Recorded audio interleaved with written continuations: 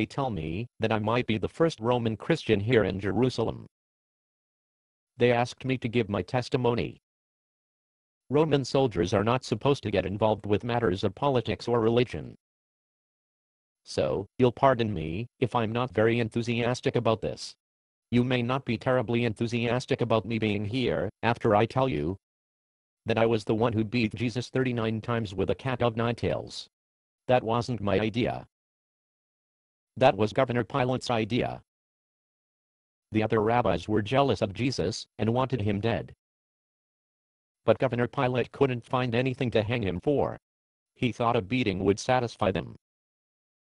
I was just following orders. I kind of liked the guy. He was the most well-behaved prisoner I ever met. He was so calm. He never even cursed at me like they always do when I ripped their backs open with my whip. By the time I finished, he was a mess. I thought he was going to die, but I was able to revive him with a bucket of cold water. Then, to my surprise, a few minutes later, the governor gave the order to take him away and crucify him. I told the governor right to his face. I said, "That's not fair. First of all," I said, "the guy hasn't been convicted of anything. And second, you don't give a guy 39 lashes and then crucify him too." Pilate said, "Just do it." The rabbis are stirring up the crowd. If we don't get rid of him, we're going to have a riot on our hands. What was I going to do? Disobey? So, I mounted the cross on Jesus and led him out of the palace.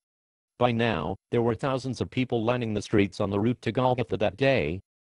Almost as many people as showed up the previous Sunday to welcome him as Messiah the King. I don't know how they all found out about the execution. The other rabbis tried to keep the trial a secret. But the people found out anyway. Most of the people were crying and trying to reach out and touch Jesus one last time. I had to crack the whip to keep them out of the way. Then something happened that changed my life forever. Jesus fell. When I was helping him back up to his feet, I just happened to see that the name Jesus was carved into the underside of the cross. I said, "Hey, Jesus, the guy who made this cross has the same name as you." Jesus said, "When I was a carpenter, I made this cross myself." I said, "That's ironic." Jesus said, "There's no irony. I knew I would die on this cross." "Wait a minute," I said. "I heard you were a carpenter. But that was over 3 years ago. You mean to tell me that you knew 3 years ago that the cross you were making was going to kill you?" "Yes," he said. "And you made it anyway?" "Yes," he said. "Why?" "I came to die," he said. "You really are the king of the Jews, aren't you?" "Yes," he said. "Well, I couldn't let a king carry his own cross.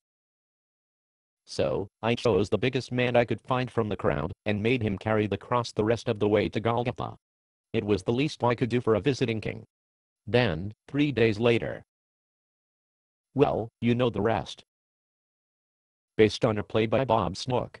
Conditions for use. Do not sell any part of this script, even if you rewrite it. Pay no royalties, even if you make money from performances. You may reproduce and distribute this script freely, but all copies must contain this copyright statement.